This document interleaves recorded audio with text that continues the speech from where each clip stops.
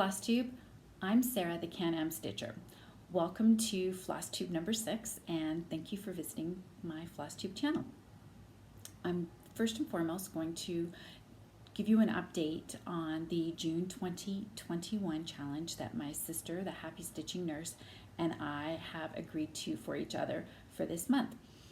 What we are doing is each week in June we have one focus project. We're also allowed to have one new start for the month. With our focus projects, each week we will state what it is the first day of the week, which is going to run for us from Sunday to Saturday. Of course, our first week in June was a shorter week. It went from Tuesday to Saturday, but you know what? That's going to happen, and we're going to have shorter weeks at the end of this, or a shorter week at the end of the month. So for the first week, I chose to work on a WIP that I had, which had been neglected for a while, and that is the Temperature Tree by Sarah Hughes for the Stitching Mummy. Here is a photo of what it looked like before I started the challenge, and you can see where my progress was for the month. And here is a photo showing you how much progress I made this week, and I was really quite happy with my progress. Of course, I'm really eager to continue with it. However, I am going to be very true to the challenge and stick with what we say, which means I'll have a new challenge that starts today and runs through to Saturday. So one of the things you'll notice that I had made a lot of additional progress on the tree itself, and I also finished up the month of February, which was almost finished but not quite before I started back on Tuesday. I finished the month of March leaves, I finished April, and I stitched 4 leaves in May, and they're not in any particular order. It was just based on the floss that I was using at the time and where they matched up with the temperatures that we've been having. So just to show you some of the things that I use when I'm working on the project, one of the things I have is I keep a chart of the temperatures for each day, the high and the low. I am only just stitching the high temperature for each day. My friend Sarah, who I mentioned in my previous video, her temperature project, which is a temperature quilt, she is including both the low and the high. I don't know if I'll do anything with the low temperatures, but I am keeping them for now. So the other thing that I want to show how I keep my project working and what I refer to as I'm working on the project is I have created a little pocket, and in that pocket I have a card, and with that card you can see that I have identified the DMC color for each of the different temperature ranges. And Sarah Hughes, with the temperature tree, she did take note, or she did provide different temperature charts that you could use, and I'm using the one that is a 4-degree range. So what I will do is once I've finished my project at the end of the year, hopefully on December 31st, I'll have stitched the last stitch. Then what I will do is probably sometime in January FFO it. I will definitely have it framed, and what I will do is attach this to the back of the frame as reference to show what the colors are, some other information, and I will also likely either add on the back of this card the type of fabric I used, what the count was, the color, the name of the designer, etc., or I'll insert another little card. So I'll have this on the back of the frame as a reference. So that's that. I've been using my handy dandy highlighter to go along and highlight the progress I'm making with each leaf and with the tree as well. I have these little green scissors, and this is how I've had my floss organized for the project. So as I'm going through, I have them all in numeric order, which is not necessarily how they get stitched, but it works for me. and it just works really well. It keeps everything nice and neat, especially because with this project there are a lot of stops and start. One leaf just takes a few stitches, then you go on to the next leaf, which could very likely be another color, another few stitches. What I have really liked is the fact that there's some floss in here that has nice subtle changes for the leaves. So I'm just going to put up another photo of where it's at right now so you can see what I'm referring to. I like that. I like the fact that there are some dramatic changes when there is an anomaly in the weather, so that's very nice. Additionally, I have been using not the boyfriend magnifying glasses that I showed last time, but I'm using this magnifying hoop, which I have to have really pulled up because it's very long, and for somebody who has a different build than I would have, or that I do have. And so I use this. It has nice little lights and it works really well. This particular project I'm sewing on a 28 count even weave, and it is a light blue color, the fabric, and it's been kind of a nice change going from linen to even weave. I wasn't sure how I was going to feel after working on so many linen projects for the month of May that were 32 and 36 count. So this has been nice. I keep it in a little bag that I sewed up to protect the magnification glass itself. I didn't want it to become scratched as it's moved around. And then I keep all of this. Oh, I also keep the chart and the instructions that I have in a file folder, and all of this along with my floss, my little the floss, the magnifier, my highlighter, little scissors, everything else I keep in this project bag. So I have a dedicated project bag for this. Cute little, I like the little tab that I added to the zipper, and this is a project bag that I made myself. I do try and keep every project that I'm working on in its own dedicated bag. I like that it keeps it organized. I don't have to go hunting for anything. It's just all there together. So confession, when I started this project, I picked this bag in particular because of the colors. I thought it was very appropriate for a tree. So that is why that looks that way. So my project for week 2 is another WIP, and I've thought long and hard. I have a handful of WIPs. Some of them were calling to me more than others.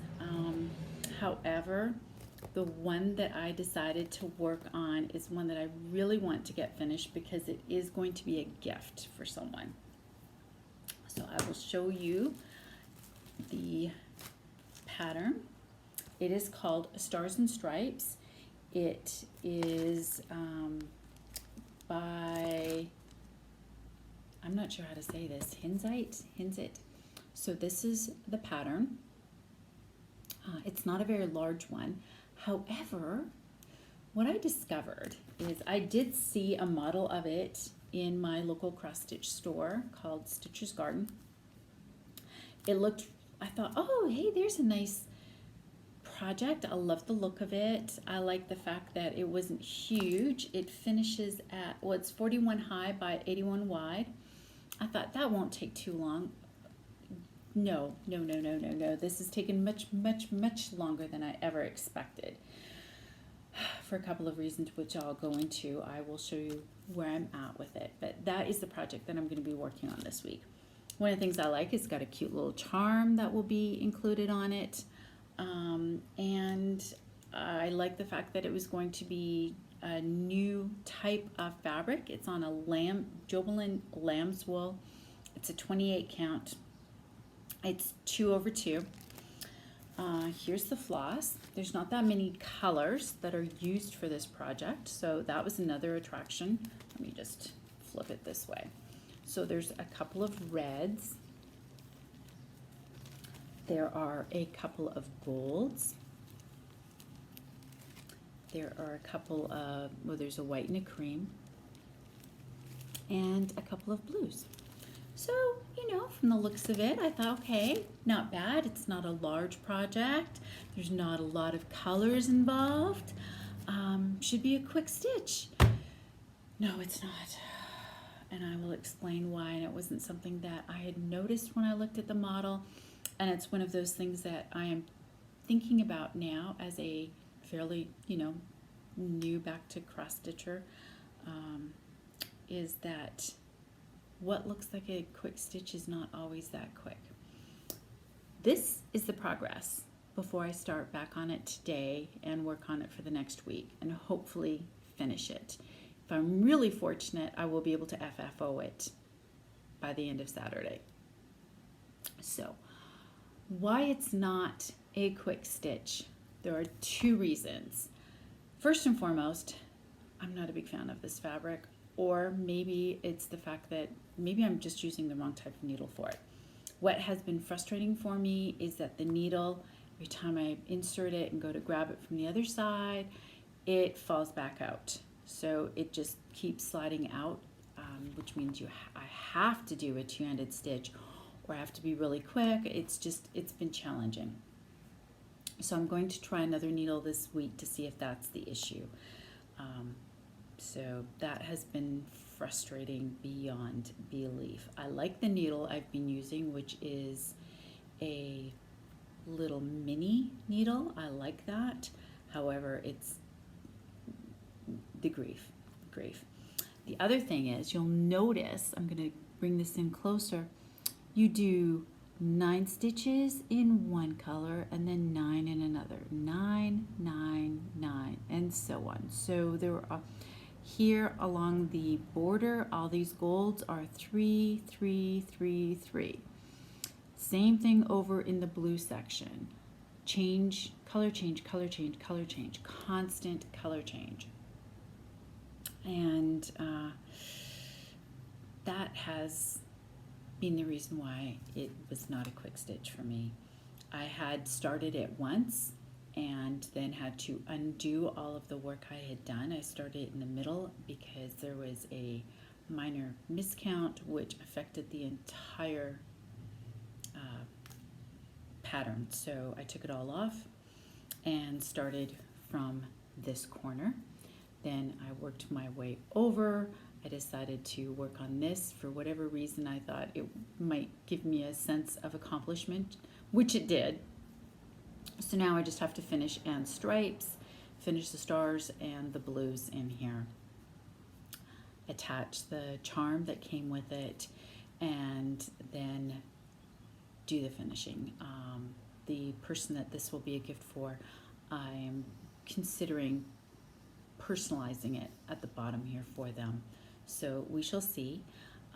You'll notice my cute item here I'm using as a needle minder. Here's my needle. This is actually a little magnetic brooch. I just love it and thought I would try it out. It's been working, so it's been a lot of fun. And so that is that. The other thing I have for this one is, here's my project bag for this one.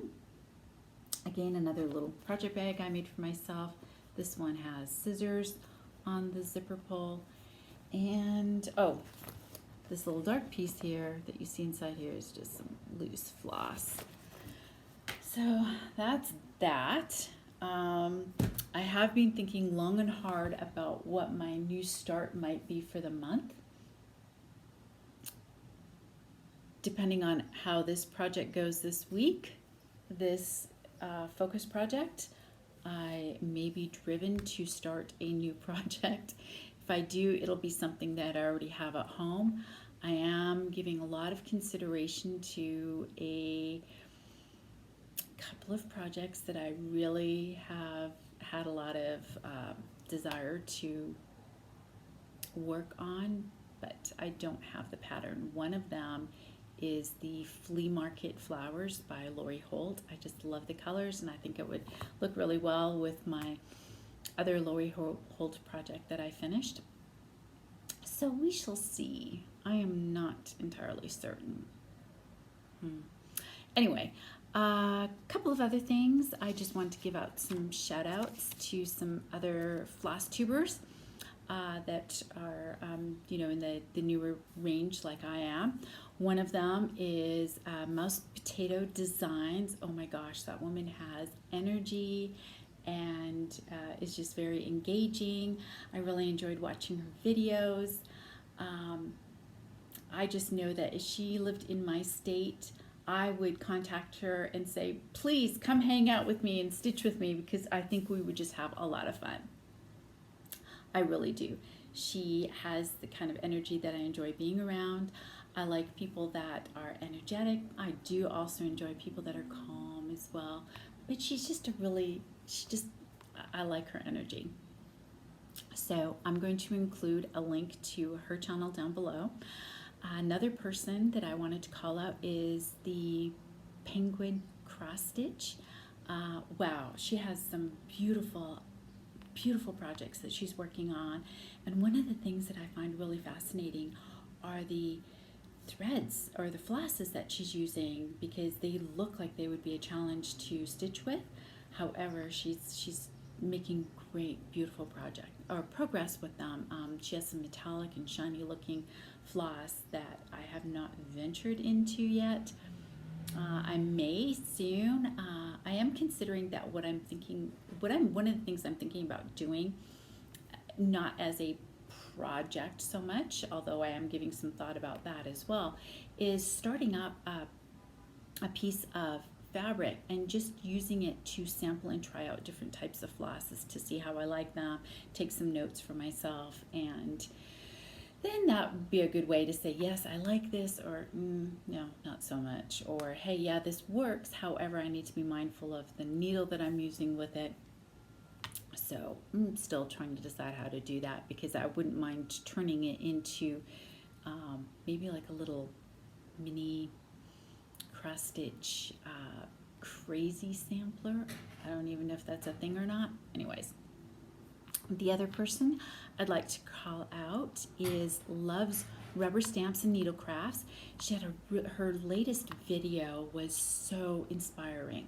She went to the 2021 Midwest Cross Stitch Retreat and shared a lot of photos that she took of the items that were on display, which included a lot of beautiful finished projects and works. And I found that very inspiring.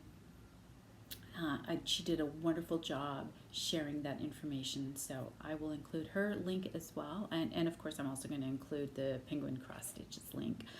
And of course, my sister Victoria, the Happy Stitching Nurse. I think that as I'm filming this, she is probably filming hers, or maybe she's already editing her video. I'm not sure which. So I will also include the names of the 2 patterns that I'm working on and where I purchased them from. Or sorry, not the 2 projects that I'm working on. The one that I did for week 1 of the June 2021 challenge, which is the temperature tree, and then the project that I'm working on for week 2, Stars and Stripes, which I purchased from my local cross-stitch store. That noise you're hearing is my dog sleeping, and I think she's doing a little bit of running, and her feet are hitting the door that she is sleeping by. So thank you, everyone. If you like this, please give it a thumbs up, please subscribe, and please feel free to leave some encouraging comments.